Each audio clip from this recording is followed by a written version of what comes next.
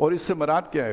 خلافت کا مطلب کیا ہے یہاں پہ؟ خلافت وہ اختیار جو انسان کو دیا گیا. کسی کو اختیار صرف اپنے جسم پہ دیا گیا، کسی کو اختیار اپنے گھر پر بھی دے دیا گیا، جو اب جس کی شادی ہو گئی تو اس کا اختیار بڑھ گیا، بچے ہو گئے تو اختیار اور بڑھ گیا، کسی نے کارخانہ بنا لیا تو اس کا اختیار اور بڑھ گیا، کسی کو 10 آدمی فالو کرنے والے ہو گئے تو اس کا اختیار اور بن گیا، کوئی ملک کسی کا بادشاہ بن گیا تو اس کا اختیار اور بن گیا.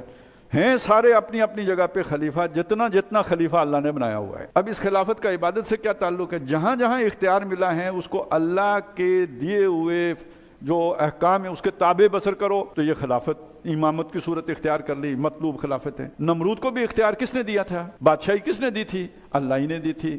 اس نے اس کے غلط استعمال کیا، طاغوت بن گیا. تو بادشاہی دینے والی ذات اللہ ہی کی ہے. فرعون کو بھی اسی نے بادشاہ دی، نمرود کو بھی اسی نے دی، وہ اس نے خلافت کا حق ادا نہیں کیا. اب اس کو لے کے آ جائیں انفرادی زندگی پر. میرے جسم پر کس کی حکومت ہے؟ میری. اب میں اس پر اپنی مرضی چلاؤں جیسے آج کل نعرہ ہے، تو یہ وہی فرعون والا کام ہے. اس نے ایک بڑے رقبے پر کیا، میں نے ایک چھوٹے رقبے پر کیا. تو جو اپنے آپ کو، اپنے اختیار کو اپنے جسم پر اللہ کی مرضی سے جو ہے وہ چھوڑ دیتا ہے اور اللہ کی مرضی پوری کرتا ہے، اسے اگر پورے ملک کے اوپر اختیار دیا جائے گا تو وہ تو بھی اس کے مطابق ہی کرے گا.